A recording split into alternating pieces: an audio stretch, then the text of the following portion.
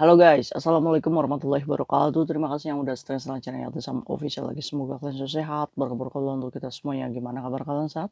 Alhamdulillahirobbilalamin. Sama waras masuk kesembuhan yang lagi sakit Allah saatkan teman kasam yang berjuang rumah majikan tentunya diberikan kekuatan sampai finish. Teman kasam yang bahagia juga tentunya jangan lupa bersyukur. Selamat pagi guys, Kaisam baru bangun tidur. Baru bangun tidur terus ngopi ya kepagian Kaisam bangun. Jadi tilong nggak bisa tidur lagi ya ngoceh aja lah sama mama tua kaplak. Kalian udah ini belum? Udah kerja apa belum? Masya Allah, lebaran coy. Bang Toyib kita nggak pulang-pulang. Kira-kira kalian kurban apa? Kurban perasaan Kaisam. Kurban sapi Kaisam. Masya Allah. Kurban apa lagi? Wedus-wedus Kaisam. Wis mantap, is the best.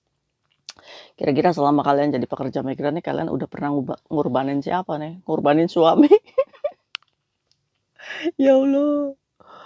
Semenjak jadi pekerja migran saya sudah kurban untuk keluarga Kaisam. Wis mantap. Mantap nggak sih? Hari ini kita gibah apa? Lebaran gibah Kaisam. Nanti itu ditanyain kalau siang-siang tuh, Kaisam, kok videonya belum nongol-nongol, ya kan? Kaisam masih deg-degan ini. Hari ini tinggal nunggu tiketnya Ibu Martini, ya Allah, semoga keluar. Aduh, karena udah detik-detik ya cuy ya. Ya mudah-mudahan aja sih hari ini keluar tiketnya. Kayak kita udah siap semua, ambulans, di rumah, kasur, semuanya udah siap semua, tinggal tiket pemulangannya saja. Ya kita doakan semoga hari ini keluar dari imigrasi ya. Amin.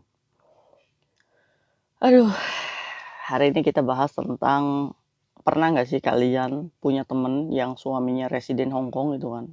Suaminya orang Hong Kong, suka-suka ngancem-ngancem kita gitu kan. Saya pokingin kamu, suami saya akan pokingin kamu, ya kan?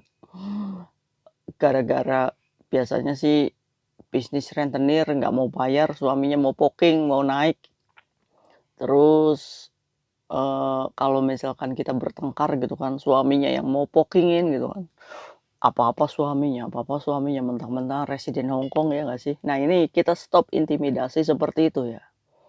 Di mata hukum, residen Hong Kong atau domestic helper apa bedanya? Ya kalau mereka bersalah atau melanggar, bukan hanya residen Hong Kong atau yang punya KTP permanen Hong Kong ya. Kita yang KTP-nya begini aja juga yo bisa booking. Bedanya apa gitu kan. Jadi makanya kalian kalau temennya ngesok seperti itu, lawan aja.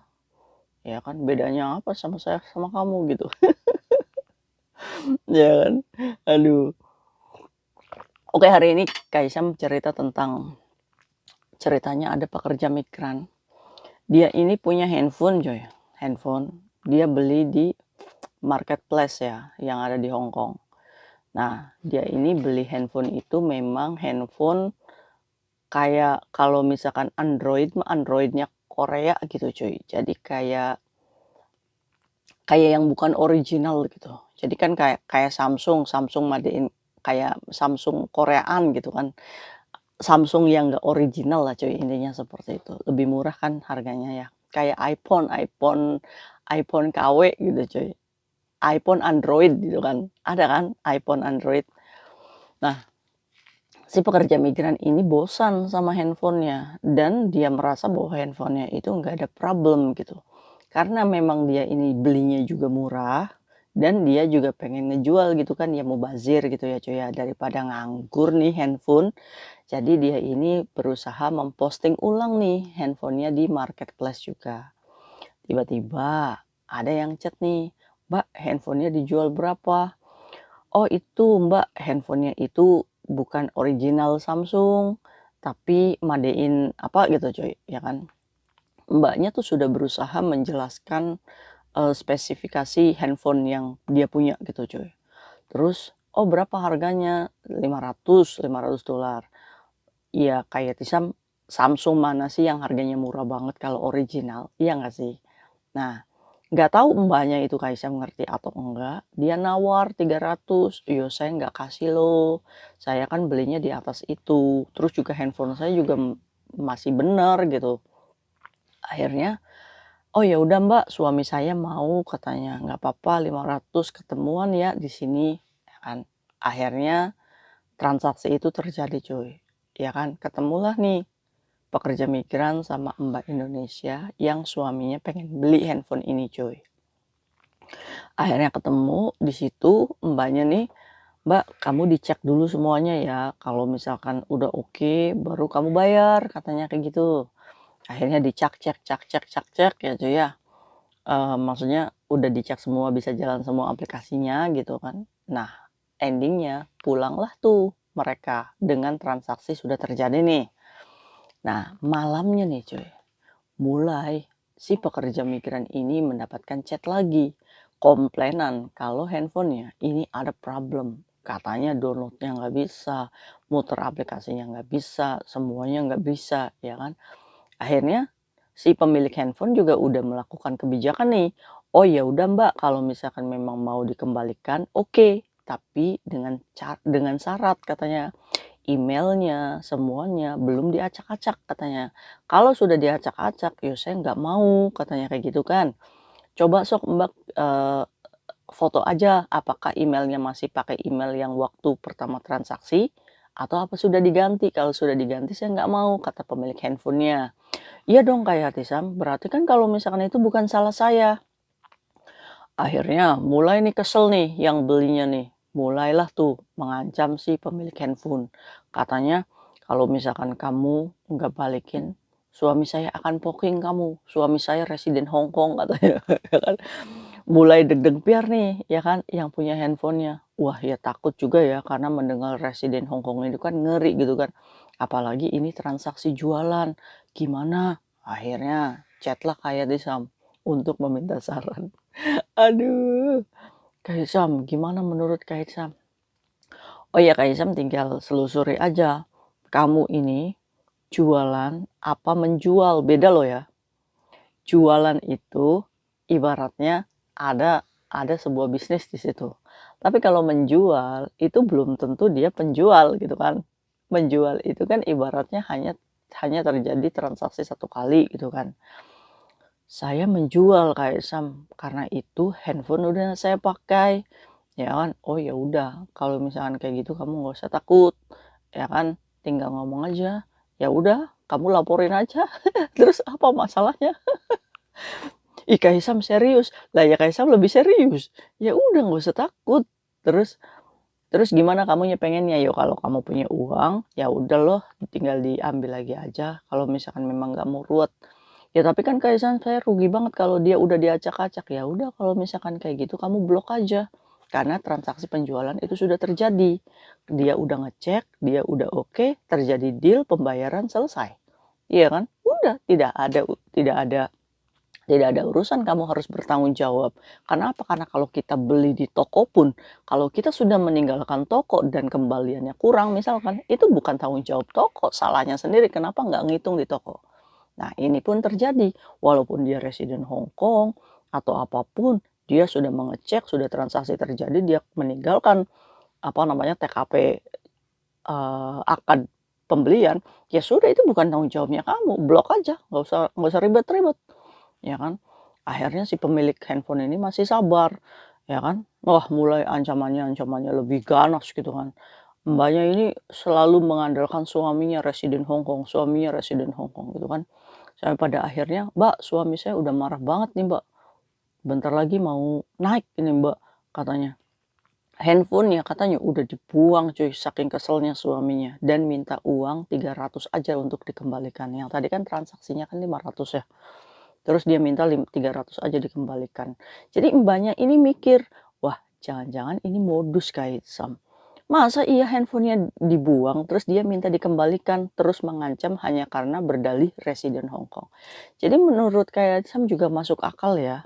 Jadi ini bisa jadi cuy sebagai modus ya Kak, apa namanya modus kedepannya gitu kan. Mungkin saja ini menargetkan kalian gitu kan yang ngejual handphone, terus terjadinya transaksi, ternyata handphonenya dia juga pengen menguasai, dia juga pengen menguasai beberapa sejumlah uang yang sudah dibayarkan. Intinya mah bisnis gitu kan. Nah ini juga bisa menjadi modus nih, hati-hati. Jadi kalian jangan takut kalau misalkan hanya diancam residen Hong Kong akan dipokingkan gitu kan. Mempokingkan itu tidak segampang itu cuy. Contoh nih kalaupun nih dia ini melaporkan polisi nih atas transaksi jual beli. Misalkan yang dia punya adalah identitas hanya nomor handphone. Iya dong, ya kan? Paling Facebooknya. Dilihat dulu Facebooknya nih jual beli atau enggak. Kalau enggak ya aman-aman aja sih. Terus kalau misalkan dia harus mereport ini jual beli itu enggak ada urusannya di kantor polisi. Urusannya di imigrasi kalau mau mengekat visanya. Tapi kalau misalkan memang adanya transaksi penipuan, penjualan itu masuknya ke polisi misalkan. Pak polisi saya akan melaporkan ini pekerja migran, saya beli handphone ternyata saya ditipu, ya kan? Nah, ini terus ibaratnya dari nomor handphone kita ini dipanggil nih misalkan nih Mbaknya ya kan. Ya udah dijelaskan di situ. Nanti juga polisi akan menengahi nih. Ini ada laporan nih kalau misalkan kamu menipu untuk jual beli handphone ini. Nah, kamunya gimana nih? Kalau misalkan uang yang 500 itu dikembalikan di depannya polisi, maka selesailah permasalahan itu. Tapi kalau misalkan Mbaknya yang pemilik handphonenya ini nggak mau mengembalikan, baru proses polisi itu berlanjut cuy. Tapi pertanyaannya, apakah mungkin dia akan memperkarakan yang sebenarnya ini tuh apa namanya receh banget gitu di depan hukum gitu kan? Apalagi Mbaknya ini sudah benar-benar melakukan penjualan ya sesuai akad gitu kan. Nah itu dia. Jadi menurut Kaisang, residen Hong Kong ataupun apa, kalau misalkan memang dia pengen melapor, ya melapor aja, nggak usah banyak bacot gitu kan. Kaisang tuh kadang suka kesel kalau misalkan rentenir-rentenir di luar sana gitu kan, sudah mendapatkan bunga jasa yang besar gitu kan, dia masih pengen ngeruk keuntungan dari pekerja migran, terus dia juga berbisnis dan suaminya orang Hong Kong, bahkan bahkan suaminya orang Hong Kong itu sampai ngotot-ngotot untuk naikin rumah majikan gitu kan. Marwah kalian itu sebagai dada ya jatuh kalau kalian bisnis rentenir, ya kan. Kaisam sering menghadapi apa namanya mbak-mbak yang dadai-dadai Indonesia gitu kan yang punya suami Hong Kong tapi bisnisnya rentenir gitu kan, ujung-ujungnya nggak bisa mendapatkan uangnya dia kembali, terus suaminya berusaha menekan, meneror atau mengancam-ancam gitu. Menurut saya mereka itu kampungan gitu kan. Kamu jadi dadai Hong Kong malah jadi rentenir gitu kan, hanya karena pengen apa, mendapatkan uang yang lebih, ya kan, sehingga kamu mengandalkan suami kamu untuk bisnis rentenir. Memalukan tau nggak? Kena kan rentenir-rentenir yang suaminya Hong Kong, ya Kaisang sih apa adanya aja gitu kan. Jadi kalian tuh membungkus kalian tuh seolah-olah orang Hong Kong yang punya banyak duit, tapi duitnya dari memeras keringat pekerja migran itu sendiri. Sama aja kamu menjadi dadai Hong Kong tapi penjajah orang Indonesia itu sendiri. Ya kan? Apalagi lucu tuh suaminya tuh sok ngancam kirim video teror-teror lah. Ya kan? Tapi ujung-ujungnya pakai celep karena apa? Karena bisnis yang mereka lakukan itu ya salah dalam aturan Hong Kong. Jadi kalau misalkan kalian berhutang kepada rentenir yang suaminya orang Hong Kong, terus mengancam kalau misalkan akan menaiki rumah majikan, naik aja. Itu lebih baik karena apa? Karena kamu hanya mengembalikan pokok hutangnya aja. Iya, karena secara hukum dia akan tetap kalah. Menerapkan bunga di atas 48% per tahun, dia tetap kalah di depan mata hukum. Jadi kalian nggak usah takut kalau dipokingkan gitu kan. Udah naik aja nggak apa-apa gitu kan. Selesai. Mana paspor saya nih, saya kembalikan uangmu. Clear. Nggak akan ada lagi harga diri kita yang diinjak oleh orang-orang yang seperti ini. Hempaskan aja, masukin aja barak militer ini yang rentenir-rentenir yang suaminya orang Hong Kong ini. Isam kalau ngomong songong ya. Iya, mana dulu yang lawan bicaranya. Kalau misalkan kalian berbisnis masih ibaratnya mengandalkan uang begini ya kan, nggak akan kasih ampun.